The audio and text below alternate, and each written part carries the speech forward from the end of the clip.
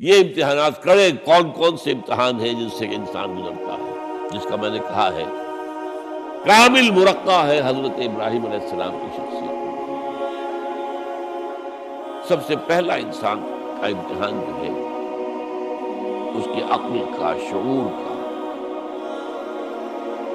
اس کے فہم کا، اس کی فطرت کا،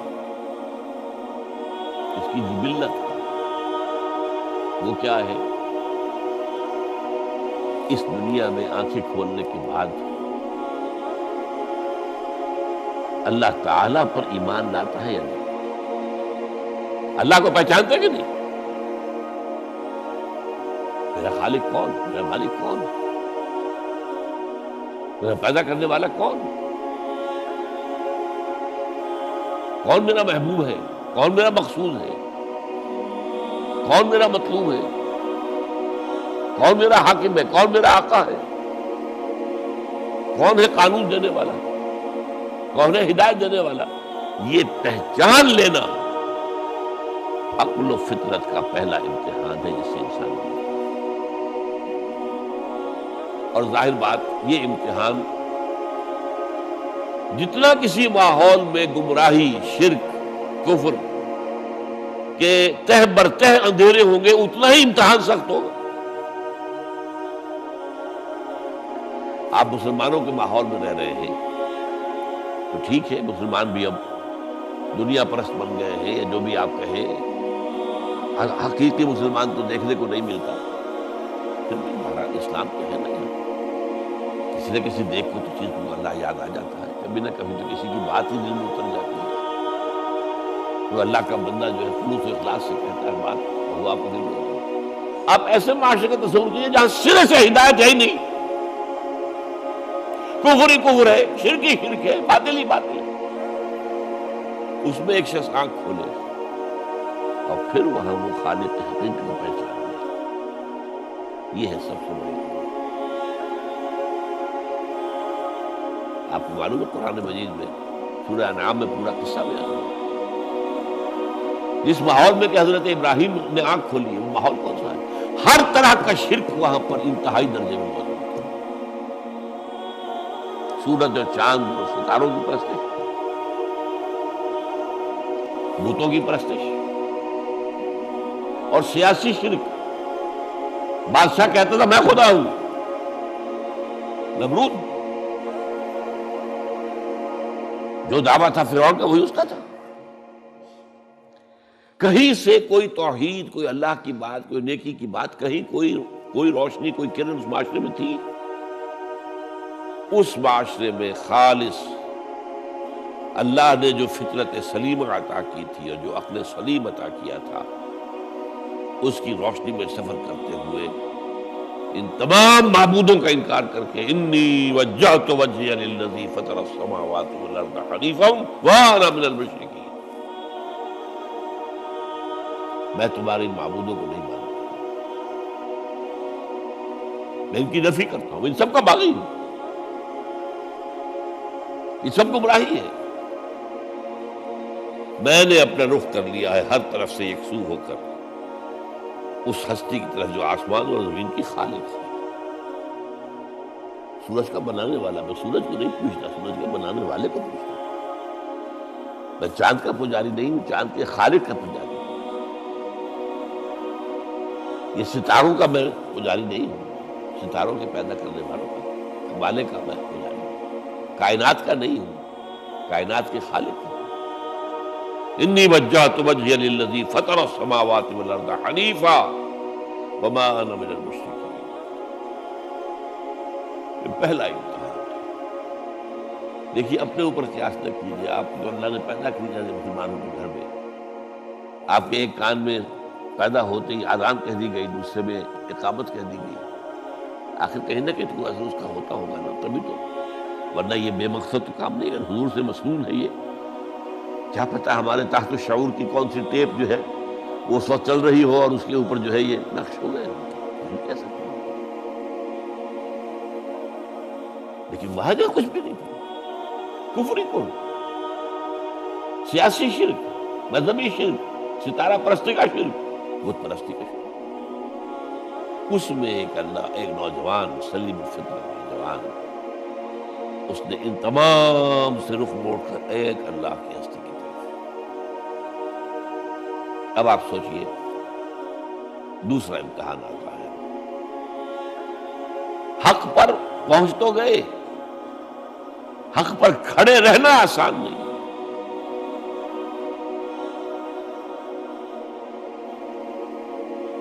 اس کے لیے امتحانات آئیں گے،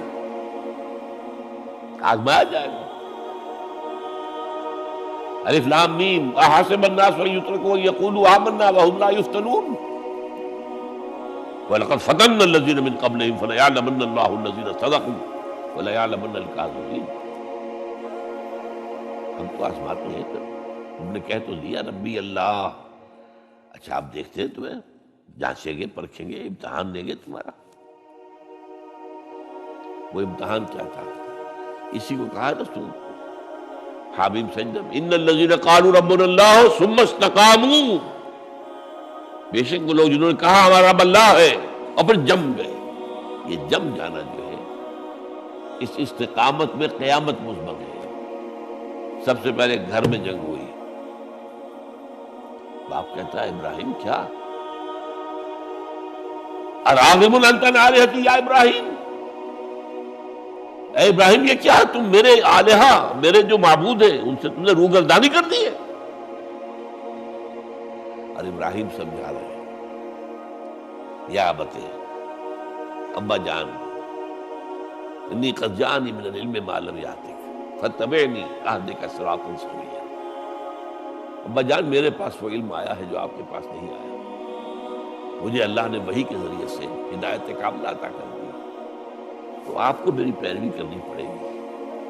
دیکھیے بات الٹی ہو رہی ہے، وہ باپ ہے تم بیٹے ہو، وہ کہہ سکتا ہے میں نے اپنے یہ بال دھوپ میں سفید کیے، تم کل کے بچے،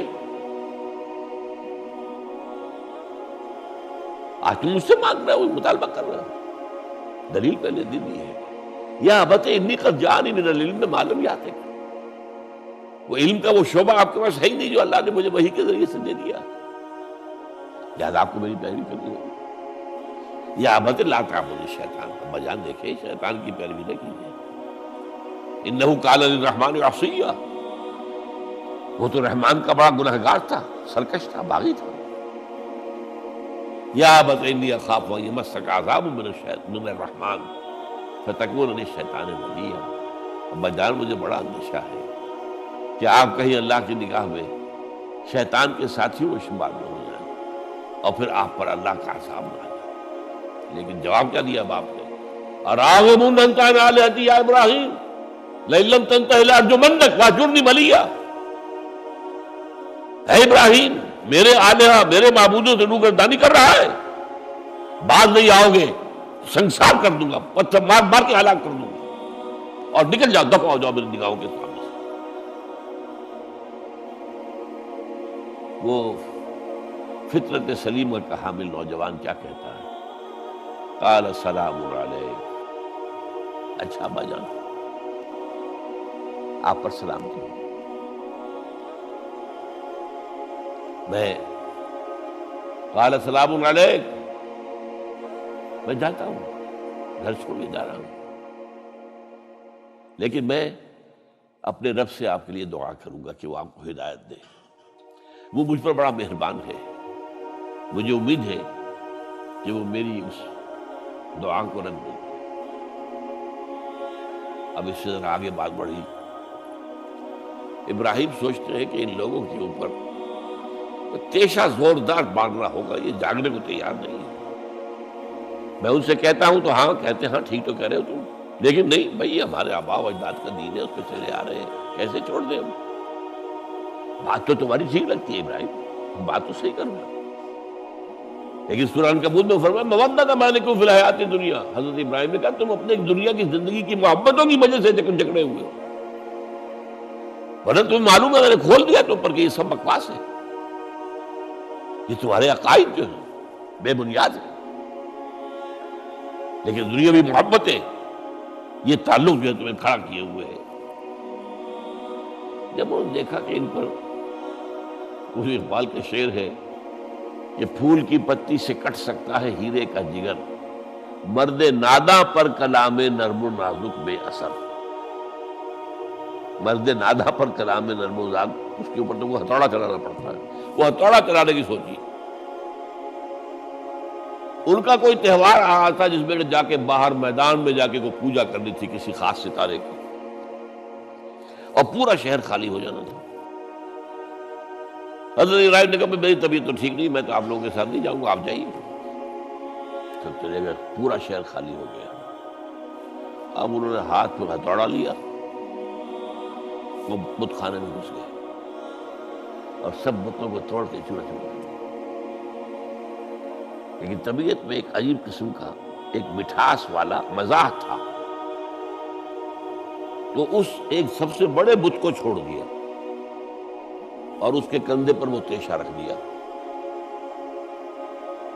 اب جو وہ رات کو واپس آئے ہوں گے، آپ سوچئے ذرا، آج بھی ہندوستان کے شہر متھرا میں یا بنارس میں کہیں بتوں کے ساتھ کے کوئی حشر کر دے تو کیا قیامت آئے گی؟ کیا کیا؟ من فعل ھذا بآلہتنا، کون ہے وہ جس نے ہمارے معبودوں کا یہ حشر کیا ہے؟ بہت کچھ کر کے کچھ لوگ، ہاں ہم تو سنتے تھے ایک نوجوان جو ہے وہ کچھ ان کا ذکر کیا کرتا تھا ان بتوں کا کہ ان میں کچھ نہیں ہے، کچھ نہیں ہے، کچھ باغیانہ خیالات کا اظہار کیا کرتا تھا وہ ابراہیم۔ بلاؤ، حاضر کیا، یا ابراہیم انت فعلت ھذا، کیا اب تم نے یہ؟ مجھ سے کیا پوچھتے، اس بڑے بت سے پوچھو، اس سے پوچھو، بھائی سارے ٹوٹے ہوئے، یہ سالم کھڑا ہے۔ اور نمبر 2 جسے کہتے ہیں پولیس کی اصطلاح میں آلہ واردات، قتل کیا تھا تو کس چیز سے کیا تھا وہ بھی برآمد ہو گیا، وہ چھری بھی مل گئی ہے، اس پر خون کے دھبے بھی ہیں، اور آج تو آپ کو معلوم ہے کہ خون کے قطرے سے بھی پتہ چل جاتا ہے کہ کس کا خون تھا، جینیٹکس کی وجہ سے، تو اس نے کیا ہوگا۔ کہ ابراہیم عقل کے ناخن لوگ ان سے پوچھیں، یہ بات کرتے کوئی؟ اف لکم، تف ہے تم پر، تم پوچھتے ہو ان کو جو بات تک نہیں کر سکتے، جو اپنا دفاع نہیں کر سکتے، جو اپنے آپ کو بچا نہیں سکتے۔ ایک عام انسان بھی دفاع کرتا ہے اپنا۔ فرجعوا الی انفسہم، اب انہوں نے اپنے اندر دلوں کی طرف دھیان کر کے سوچا کہ واقعی ابراہیم صحیح کہتا ہے، لیکن پھر لوٹے، پھر وہ عصبیت، پھر وہ آباء و اجداد کے ساتھ تعلق، پھر وہ معاشرتی نظام۔ انہوں نے کہا بس اس کو قتل کرو، اس کو ختم کر دو۔ یہ اس کو فیس کرنا، آپ سوچ لیجیے یہ کتنے بڑے امتحان کی بات تھی، کتنے بڑے جگر کی بات تھی۔ اچھا چونکہ وہاں نظام بھی تھا، بادشاہ کے دربار میں حاضری ہو گئی۔ ابراہیم ہم نے سنا تم ہمارے سوا کسی کو خدا مانتے ہو؟ جی ہاں، کون ہے وہ خدا؟ فرمایا میرا رب وہ ہے جو زندہ رکھتا ہے اور مارتا ہے، ربی الذی یحیی و یمیت، قال انا احیی و امیت، میں بھی زندہ رکھتا ہوں اور مارتا ہوں۔ فوراً جو ہے حکم دیا، جیل خانے سے 2 قیدیوں کو بلایا، ایک کی گردن اسی وقت مار دی، دیکھو میں نے مروا دیا کہ نہیں، ہے نہیں میرے پاس ہتھیار، اور ایک کا جان اسے چھوڑ دی۔ میں خدا ہوا کہ نہیں؟ حضرت ابراہیم نے سمجھ لیا کہ اب یہ جس قسم کی کج بحثی میں آ گیا ہے، یہاں بھی کوئی ہتھوڑا چلانا پڑے گا۔ فرمایا فإن اللہ یاتی بالشمس من المشرق فأت بہا من المغرب، میرا رب وہ ہے جو مشرق سے نکالتا ہے سورج کو، تم خدا ہو تو ذرا مغرب سے نکال کے دکھاؤ۔ فبہت الذی کفر، تو وہ جو کافر تھا مبہوت ہو کر اب کیا کیا، آئیں بائیں شائیں، فبہت الذی کفر۔ لیکن میں یہاں پہ جو زور دے رہا ہوں، آپ اس ہمت، اس قوت ارادی کا اندازہ کیجئے کہ جو ایک بڑے زبردست بادشاہ کے میں سامنے کھڑے ہو کر یہ بات کر رہا ہے، اور ڈٹ کر کر رہا ہے، آنکھوں میں آنکھیں ڈال کر رہا ہے۔ ان الذین قالوا ربنا اللہ ثم استقاموا، تتنزل علیہم الملائکۃ الا تخافوا ولا تحزنوا وابشروا بالجنۃ التی کنتم توعدون. یہ کیفیت. تو پہلا امتحان تو ہے ان مادی غلافوں میں لپٹے ہوئے ہونے کے باوجود حق کو پہچان لینا. اس مادی کائنات میں گم نہ ہو جانا، اس سے ماورا، اس سے بلندر ہو کر اس ہستی کو پہچاننا جس نے اس کو پیدا کیا. انی وجہت وجہی للذی فطر السماوات والارض حنیفا وما انا من المشرکین. پھر اس پر قائم رہنا اور بڑے سے بڑا رزق لینا. آپ نے گھر سے نکال دیا، ٹھیک ہے چل جا رہا. قال السلام علیک ساستغفر لک ربی انہ کان بی حفیظا. موت کو فیس کیا ہے تو اس طرح کیا ہے. اور کیسا جواب دیا، کیسا. میں نے کہا ایک مذاق کا انداز تھا ان کے عمل میں.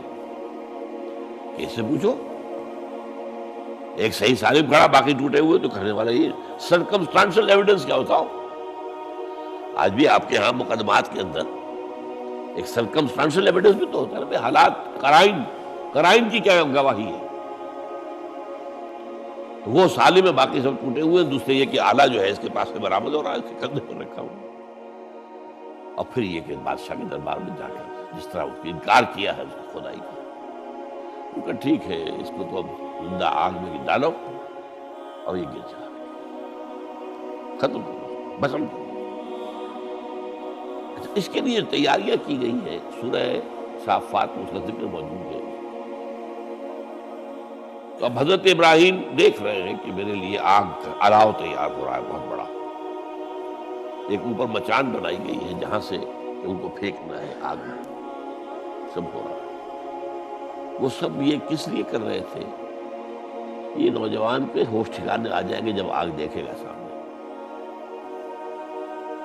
ابھی تو کوئی آیا نہیں نا امتحان اس پر. اسی لیے قرآن میں آیا ہے کہ ہم نے ان کو ناکام کر دیا جنہوں نے کہ یہ آزمائش ڈالی تھی. حضرت ابراہیم کود گئے. اقبال کہتا ہے بے خطر کود پڑا آتش نمرود میں عشق، عقل ہے محو تماشائے لبے بام ابھی. دیکھیے یہ دو عقلیں ہیں، یہ سمجھ لیجیے. ایک عقل وہ ہے جو پہچان لے، ایک عقل وہ ہے جو آگے چلنے سے روکے. دیکھو جواب ٹھیک نہیں، تمہارا کیا کر رہے ہو؟ اپنی جان سے کھیل رہے ہو، جان سے چلے جاؤ گے. تو عقل جو ہے ایک معنی میں وہ حقیقت کو پہچاننے میں مددگار ہے، اگرچہ منزل تک نہیں پہنچا سکتی.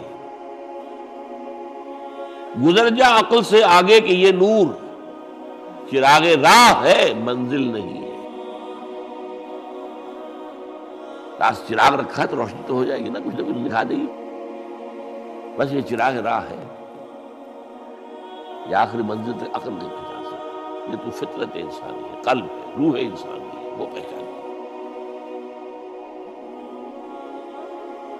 اور عقل گو آستان سے دور نہیں، اس کی قسمت میں پر حضور نہیں، حاضری نہیں ہوتی وہاں. اللہ تک پہنچانے والی شے عشق ہے، اللہ کی محبت ہے.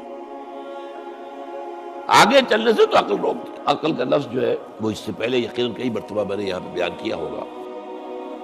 عقل کے معنی ہے روکنے والی. یہ جو سعودیز جو ہے وہ اپنے سروں کے اوپر ایک باندھتے ہیں، کوئی سنہری رنگ کا ہوتا ہے، کچھ ہوتا ہے اس رومال کے اوپر، اس کو اقال کہتے ہیں. اقال یہ ان کی پرانی بدویانہ، جب ان کو کھانے پینے کو بھی نہیں ملتا تھا، بھوکے پیاسے ننگے پاؤں ننگے بدن رہتے تھے، اس وقت سے یہ رواج ہے. ان کی ساری زندگی جو ہے گھومتی تھی اونٹ کے گرد. اونٹی کا گوشت کھا لینا ہے، اونٹی کا دودھ پی لینا ہے، اونٹ کے اوپر سواری کر لینی ہے، اونٹ کی کھال سے جو ہے وہ خیمے بنا لینے ہیں، اونٹ کے بالوں سے اپنے لیے کوئی کمبل بنا. اونٹ ہی اونٹ تھا. جیسے ہمارے یہاں پنجاب میں جن علاقوں کو کہا جاتا ہے جو جانگلی علاقہ، وہ بھینس ہی بھینس تھی، بھینس کا کلچر تھا وہاں. بھینس کا دودھ پی لیا، بھینس کے مکھن سے کھا لیا، لسی سے نہا لیے، اور یہ ساری چیزیں جو ہے بھینس کا گوشت کھا لیا. بھینس ہی بھینس تھی. اور کیا تھا؟ یہ مج کلچر تھا یہاں کا سارا، یہ جو آپ کے یہاں جانگلی کہلاتے ہیں، یہ تو آباد کار آئے ہیں جلندھر سے، ہوشیارپور سے، گرداسپور سے، وہ آباد کاروں نے آ کے پھر یہاں پر جو ہے وہ ساری چیزیں بتائی ہیں۔ ورنہ یار کس کو جانتے، گڑ کی نہیں جانتے، گڑ کس بلا کا نام نہیں جانتے، چینی تو خیر بہت دور کی بات ہے، گڑ نہیں جانتے۔ تو ان کا یار کیا معاملہ تھا، اونٹ ہے۔ اب اونٹ کا یہ ہے کہ جب بدو سواری کر کے جا رہا ہے، ایک جگہ پر اترا ہے، اسے اسے پیشاب کرنا ہے، کچھ اور کرنا ہے، اب اس خطرے سے کہ کہیں اونٹ بھاگ نہ جائے، اس کے ایک گھٹنے کو ایک رسی سے باندھ دیتا تھا۔ اب 3 پاؤں رہ گئے، 3 پاؤں سے اچک تو سکتا ہے، وہ بھاگ تو نہیں سکتا، تو اچک کر وہ اگر کہیں آس پاس درخت ہے، کیکر کا درخت ہے، تو ناشتہ کچھ کر لے، کھا لے، کوئی حرج نہیں ہے، ایک بھاگے نا۔ تو وہ جو رسی جس سے اونٹ باندھتے تھے، اس کا گھٹنا، وہ اب کیا ہوا، اب اسے جانا ہے سفر پر دوبارہ، وہ جائے گا، وہ رسی وہاں سے کھول کے سر پہ باندھ دے گا، کاٹ کے رسی کو۔ یہ ایک حال ہے۔ اب وہ سنہری بھی ہوتے ہیں، کیا کیا خوبصورت ہوتے ہیں، لاکھوں روپے کا ہوتا ہے، لیکن تہذیبی پس منظر اس کا یہ ہے۔ اب ظاہر بات ہے کہ وہ تو روک، اس لیے حدیث میں یہ لفظ آیا ہے۔ ایک مرتبہ حضور مسجد نبی میں تشریف فرما تھے، باہر کوئی بدو آئے صحابی باہر سے، اور انہوں نے اپنے اونٹ کا یا اونٹنی کا گھٹنا نہیں باندھا، اسے ویسے ہی چھوڑ کے اندر آ گئے۔ حضور نے فرمایا تم نے اس کا گھٹنا کیوں نہیں باندھا؟ جواب دیا میں نے اللہ پر توکل کیا۔ فرمایا غلط، اعقلھا ثم توکل، پہلے اس کا گھٹنا باندھو پھر توکل کرو۔ وسائل کا استعمال ترک کر دینا توکل نہیں ہے۔ ہاں یہ سمجھو کہ وسائل کے ذریعے سے نہیں ہوگا، جو بھی کچھ ہوگا اللہ کی کیے سے ہوگا، لیکن وسائل کا استعمال تو کرنا، وہ توکل اسلام میں نہیں ہے جو رہبانیت کا توکل ہے۔ بہرحال تو یہ اب جو ہے عقل جو ہے، اب اس وقت جو کہ بے خطر کود پڑا آتش نمرود میں عشق، عقل ہے محو تماشائے لبے بام، ابھی عقل تو وہیں پر کھڑی ہوئی ہے، سوچ رہی ہے کودنا چاہیے کہ نہیں کودنا چاہیے، اور تو ابراہیم کود بھی چکا۔ لوگ حیران رہے، لیکن اللہ نے اس آگ کو گل و گلزار بنا دیا۔ قلنا یا نار کونی بردن وسلام علی ابراہیم۔ اب آیا چوتھا امتحان کہہ لیجیے، یہ رسولوں کے باب میں اللہ کا قاعدہ ہے۔ اس قوم کی طرف کسی رسول کو بھیجیں، اگر وہ قتل کرنے پر آمادہ ہو جائے رسول کو، تو پھر وہاں سے ہجرت کی اجازت ہوتی ہے۔ جیسے حضور جب دارالندوہ میں فیصلہ ہو گیا کہ اب قتل کر دو محمد کو صلی اللہ علیہ وسلم، اس سے پہلے یہ اندیشہ تھا جب تک کہ ابو طالب زندہ تھے کہ چچا سپورٹ پر ہے ابو طالب، اب بنو ہاشم کا وہ سردار ہے، تو یہ ہماری جو ہے ان فائٹنگ ہو جائے گی، ٹرائبل، انٹر ٹرائبل یا انٹرا ٹرائبل کہنا چاہیے، کہ قریش کے اندر ہی آپس میں جب ہم لڑ پڑیں گے تو ہماری جو دھاک بیٹھی ہوئی ہے پورے عرب میں وہ تو ختم ہو جائے گی۔ A house divided amongst itself can understand۔ یہ وہ چیز تھی جو ابھی تک ان کے ہاتھ رکے ہوئے تھی۔ اب ابو طالب مر گئے، اب جو سردار ہے بنو ہاشم کا وہ ابو لہب ہے، وہ حضور کا وزیر سب سے بڑا دشمن ہے، لہذا فیصلہ ہو گیا۔ تب آپ گئے ہیں طائف، اور وہاں سے بھی ناکام آئے ہیں۔ اس کے بعد یہ ہے کہ باقی سب صحابہ کو آپ نے اجازت دے دی چلے جاؤ مدینے، لیکن ابھی آپ منتظر رہے جب تک کہ ایکسپریس پرمیشن نہ آئے، رسول اپنی جگہ چھوڑ نہیں سکتا۔ بہرحال یہ ایک علیحدہ معاملہ ہے، اس میں تھوڑی سی خطا ہو گئی تھی حضرت یونس علیہ السلام کے ساتھ، کہ وہ اپنی قوم کے اس رویے سے دل برداشتہ ہو کر غصے کے اندر بھرے ہوئے، نہیں ماننے والے نہیں، ناہنجار لوگ چھوڑ کر چلے گئے، اگرچہ اللہ کی اجازت ابھی نہیں آئی تھی۔ یہی وجہ ہے اللہ نے انہیں سزا دی، مچھلی کے پیٹ میں رہے، وہاں وہ استغفار کرتے رہے، لا الہ الا انت سبحانک انی کنت من الظالمین۔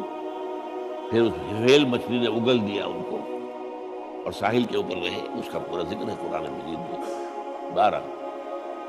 تو یہ اب معاملہ آ گیا وطن کو چھوڑنے کا، لہذا ہجرت کی۔ اب ان قال انی ذاہب الی ربی سیہدین، ٹھیک ہے تم لوگوں کا حال یہ ہے، میں نے تمہیں ہر طرح سمجھایا، نرم بھی سمجھایا، گرم بھی سمجھایا، تمہارے اوپر ہتھوڑے بھی برسائے اور پھول بھی برسائے، تم کسی طرح ماننے والے نہیں ہو، اب تم میری جان کے دشمن بن گئے ہو، تو ٹھیک ہے پھر میں جاتا ہوں۔ انی ذاہب الی ربی سیہدین، رب ہب لی من الصالحین۔ ایک دعا اور نکل آئی اس وقت سے، اے اللہ مجھے صالح اولاد عطا فرما۔ 80 برس سے تجاوز ہو چکی تھی عمر، اولاد نہیں تھی۔ آپ کے اپنے خاندان سے تھی جو اہلیہ تھی سارہ رضی اللہ تعالیٰ عنہ، بانجھ نہیں ہے، اولاد نہیں ہوئی، اللہ کی مرضی۔ بہرحال حضرت ابراہیم کے ساتھ ہجرت کرنے والوں میں حضرت سارہ بھی تھی آپ کی اہلیہ، حضرت لوط بھی تھے آپ کے بھتیجے، اور حضرت لوط کی اہلیہ بھی تھی۔ یہ اہلیہ جو ہے لوط کی، یہ مومنہ تھی، یہ ساتھ انہوں نے ہجرت کی۔ بعد میں جب انہیں اللہ تعالیٰ کے حکم سے حضرت ابراہیم نے بھیج دیا سدوم اور عامورہ کی بستیوں کی طرف، تو وہاں شاید معلوم ہوتا کوئی اور شادی کی ہے، وہ کافرہ رہی، اور اس نے جو ہے حضرت لوط کے ساتھ جو ہے خیانت کا معاملہ کیا، وہ ایک علیحدہ معاملہ ہے۔ بہرحال اس وقت جو دعا کی رب ہب لی من الصالحین، اس کے جواب میں اللہ نے فوراً ہم نے اسے ایک غلام فبشرناہ بغلام حلیم، ہم نے انہیں بشارت دے دی ایک بہت ہی بردبار، حلیم الطبع، متحمل مزاج بیٹے کی۔ یہ اسماعیل کی تعریف ہے، نوٹ کر لیجیے گا۔ دوسرے بیٹے ہوئے حضرت سارہ کے بعد میں، ان کو کہا گیا ہے غلام علیم، عالم۔ حضرت اسماعیل کے لیے کہا گیا ہے غلام حلیم، بہت بڑے حلیم، متحمل مزاج، بہت بادشاہ۔ اس کا بھی تھوڑی سی داستان بیان کر دوں۔ حضرت سارہ کہاں کے یہاں اولاد نہیں تھی۔ حضرت ابراہیم ہجرت کر کے آئے تھے، کہاں سے پیدا کہاں ہوئے تھے؟ شہر ار، یہ جو عراق کا اس وقت کا سب سے بڑا شہر تھا، صدر مقام تھا، وہاں پیدا ہوئے تھے۔ وہاں سے ہجرت کر کے کہاں آئے؟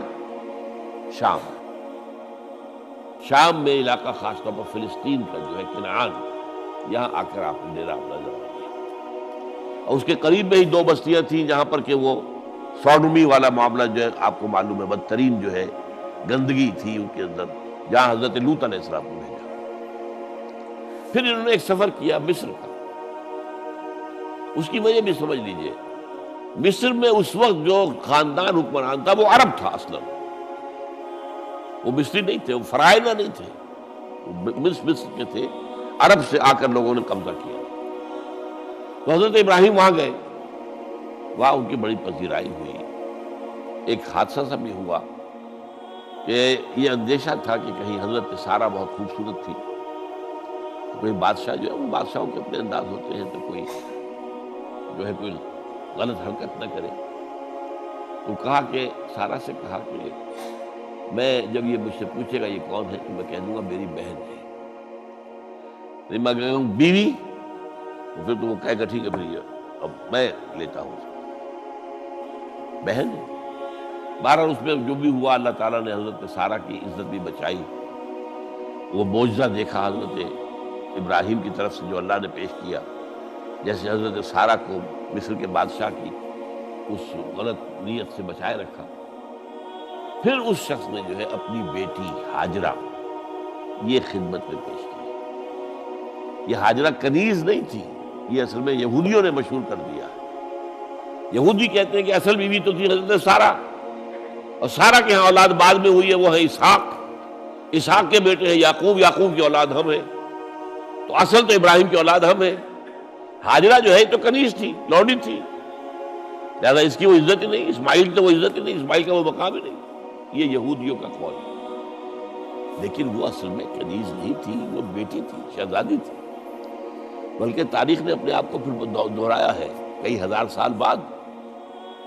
حضور نے صلح حدیبیہ کے بعد جب خطوط لکھے ہیں دعوتی بادشاہوں کے نام، شہنشاہ ایران، شہنشاہ روم، مقوقس مصر، نجاشی حبشہ، خطوط لکھے، تو مقوقس جو ایک طرح کا بادشاہ تھا، پیٹریارک تھا، جو الیگزینڈریا کا، اس نے اکرام کیا حضور کے جو سفیر تھا، ان کا بڑی عزت کی، احترام کیا، اور پھر حضور کی خدمت میں 2 جو ہے خواتین کو بھی بھیجا، اب اس زمانے میں یہی رواج دنیا کے اندر چلتے تھے. اور یہ گھوڑا بھیجا دلدل، وہ جو حضور صلی اللہ علیہ وسلم کا بہترین گھوڑا تھا.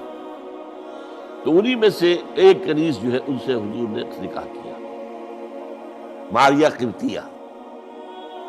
اور ماریہ قبطیہ سے اللہ نے اولاد دی حضور کو عمر کے آخری درجے میں. حضرت ابراہیم نام رکھا ان کا. روڈ کی سائیکل ہو رہا ہے. ابراہیم گئے تھے مصر، وہاں سے ہاجرہ آئی اور اس سے اسماعیل ہوئے، اسماعیل سے یہ ساری نسل چلی، محمد پیدا ہوئے. محمد کے نکاح میں پھر مصر سے آئی ہوئی ایک خاتون آئی ہے ماریہ قبطیہ، ان سے جو پیدا ہوئے ان کا نام ابراہیم رکھا. یہ گویا کہ یہ ایک عجیب سائیکل ہے. بہرحال لیکن جب حضرت سارہ نے دیکھا کہ میرے ہاں تو اولاد نہیں ہو رہی، تو حضرت ابراہیم سے کہا کہ میں آپ ہاجرہ کے ساتھ آپ جو ہے ضرور شوقت معاملہ قائم کر لیجیے، تو اللہ آپ کو ان کے ذریعے سے اولاد دے دے. مجھے تو امید نہیں ہے میرے یہاں اولاد. تو اس پر حضرت ابراہیم نے ان کے ساتھ وہ رشتہ قائم کیا اور اللہ نے اسماعیل جیسا بیٹا دے دیا.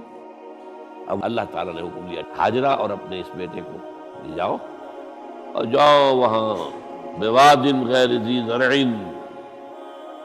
جاؤ وہاں حجاز کی اس وادی کے اندر، وادی غیر ذی زرع، وہاں ان کو چھوڑو. اب یہ امتحان دیکھیے، توکل کا امتحان. حضرت ابراہیم لے آئے، کوئی متنفس نہیں، کوئی گھاس تک پیدا نہیں ہو رہی. وہ درخت کا ہونا تو اور بڑی بات ہے کہ کھجور کا درخت ہو یا کوئی اور درخت ہو. پانی نہیں، پانی کا ایک مشکیزہ تھا ابراہیم کے پاس، وہ چھوڑ دیا. کچھ کھجوریں تھیں وہ دے دی اور چلے. حاجرہ پوچھتی ہمیں کس کے پاس سارے چھوڑ کے جا رہے ہیں؟ کہنے لگے اللہ کی. یہ ہے توکل، اللہ کا حکم ہے. دعائیں مانگ مانگ کر رب ہب لی من الصالحین فبشرناہ بغلام حلیم.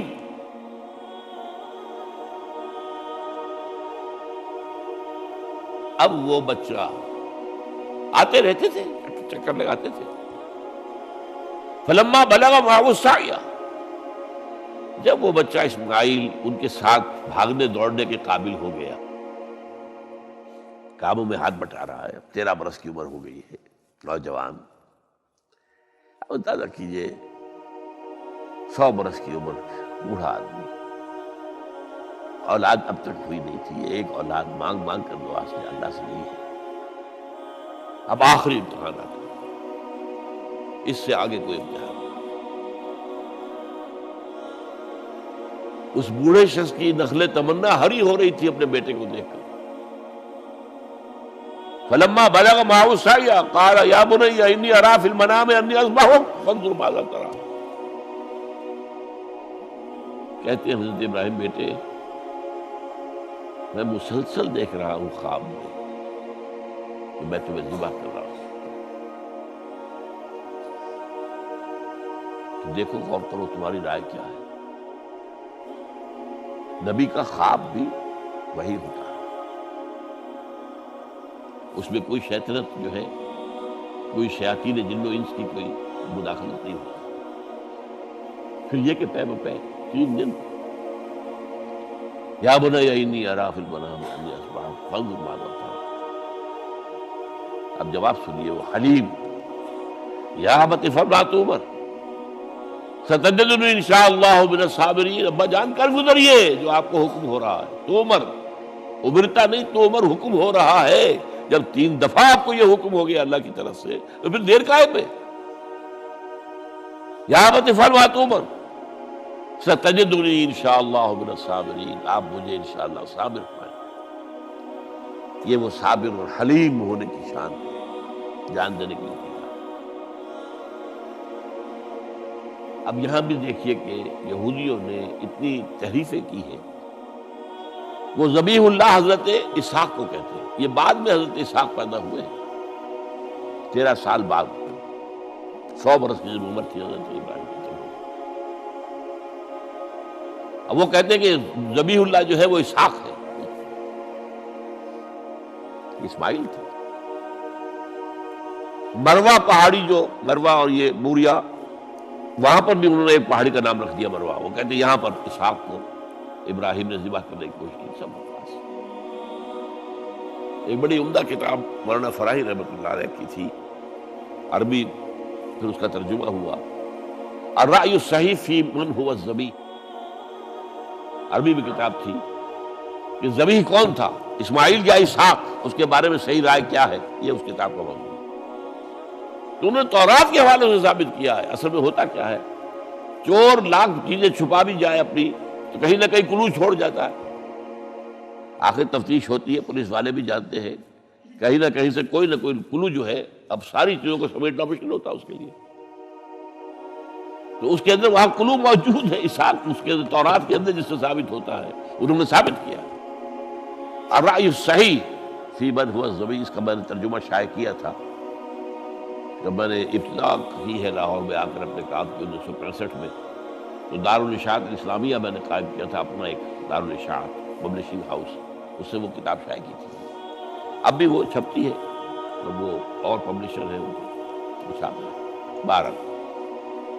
تو حضرت اسماعیل جو ہے وہ ذبیح اللہ ہے، اللہ نے جب لٹا دیا، فلما اسلما وتلہ للجبین۔ اب یہاں پر ذرا نوٹ کیجئے، اسلما، جب دونوں نے اسلام کا مظاہرہ کیا، وہ جو میں نے کہا تسلیم، سر تسلیم خم ہے جو مزاج یار میں آئے۔